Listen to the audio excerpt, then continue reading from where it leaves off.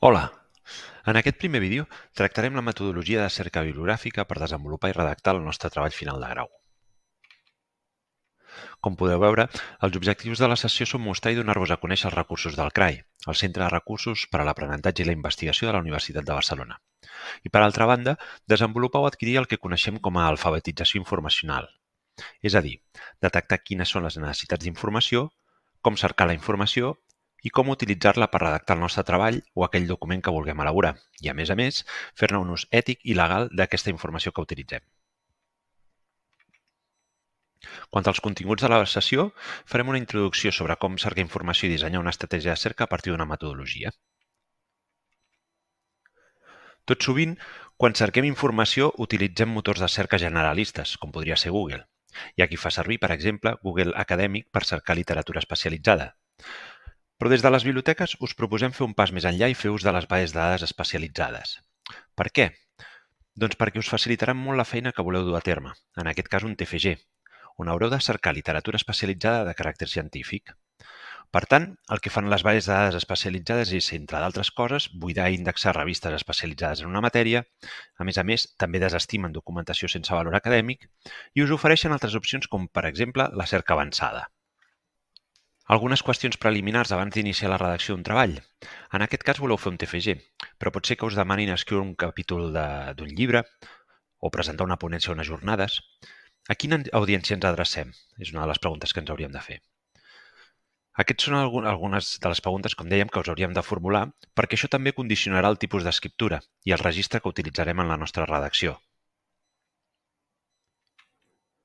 Des de les biblioteques us oferim aquesta metodologia de treball. Tots vosaltres ja heu desenvolupat un treball final de batxillerat o treballs en altres assignatures i segurament teniu la vostra metodologia, la vostra estratègia de cerca per a la cerca d'informació.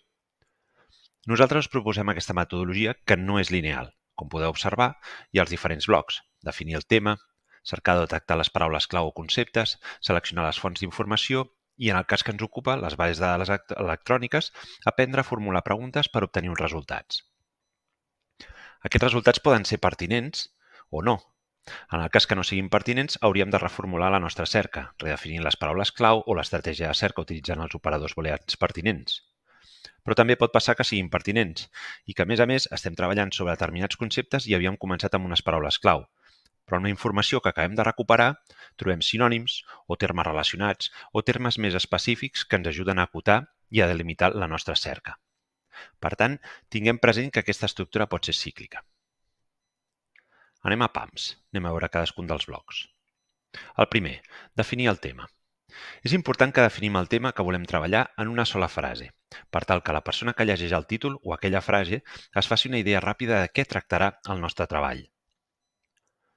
Alguns punts a tenir presents són l'abast geogràfic, l'abast cronològic, entre d'altres. El segon bloc correspon al de les paraules clau o conceptes. Hem de tenir present que els conceptes poden ser simples, estar formats per una sola paraula, o compostos, formats per dues o més paraules. A l'hora de plantejar estratègies de cerca en una base de dades, això és important.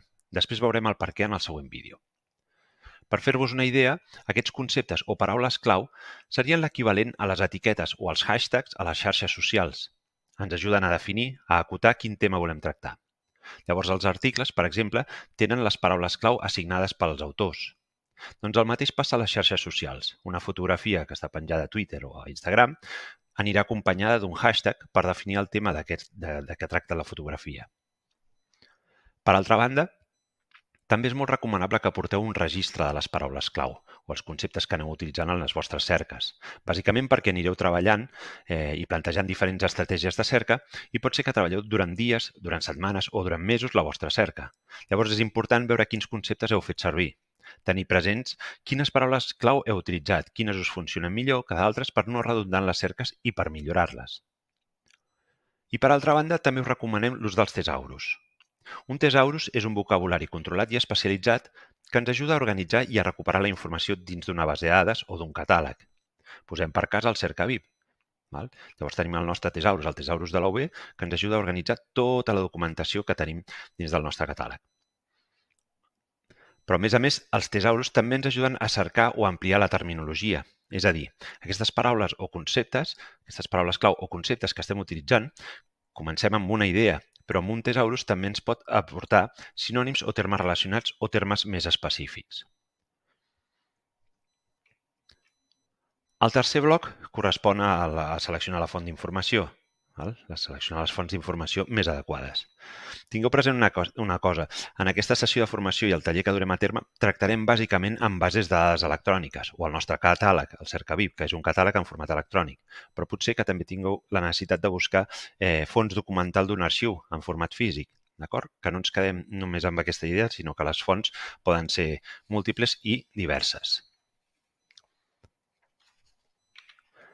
Dit això, com veieu aquí a la diapositiva, a la imatge de l'esquerra, se'ns informa de quins són els principals continguts del Cercavip, el catàleg de les biblioteques. Podem agrupar-ho en 3 grans tipologies. Per una banda, els recursos electrònics, a l'esquerra, on trobarem llibres electrònics, revistes, bases de dades electròniques. Al mig tenim la segona tipologia, que fa referència als recursos analògics. Si visiteu la nostra biblioteca, veureu que tenim llibres, revistes i altres materials.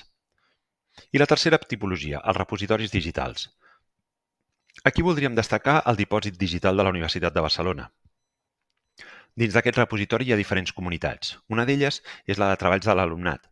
Us recomanem visitar aquesta comunitat perquè allà hi ha diferents col·leccions i una d'elles són els TFGs més ben valorats. Reviseu la col·lecció del grau d'educació infantil i del grau d'educació primària per fer-vos una idea de com redactar un bon TFG. Podeu accedir al text complet d'aquests TFGs que han estat més ben valorats en els darrers anys. Quant a les bases de dades, abans hem fet algun esment en les principals característiques, però en tot cas repassem les més rellevants. El que dèiem és que avui hi ha revistes especialitzades en la matèria i el fet que desestimen documentació que no té valor acadèmic. Hi ha un comitè al darrere, un grup de persones, un equip, que s'encarrega de nodrir les bases de dades amb documentació que sigui rellevant, en treballs on les estratègies, la metodologia que han emprat i els resultats estiguin ben valorats dins de la comunitat científica, en aquest cas la comunitat educativa. Per acabar, de les fonts d'informació, alguns aspectes a tenir en compte. No llegirem el que diu la diapositiva, ja ho veieu, però per fer-vos una idea, per exemple, tractarem de la base de dades ERIC, l'Education Resources Information Center, una base de dades especialitzada en el món de l'educació. Ara bé, està elaborada i finançada pel Departament d'Educació del Govern dels Estats Units.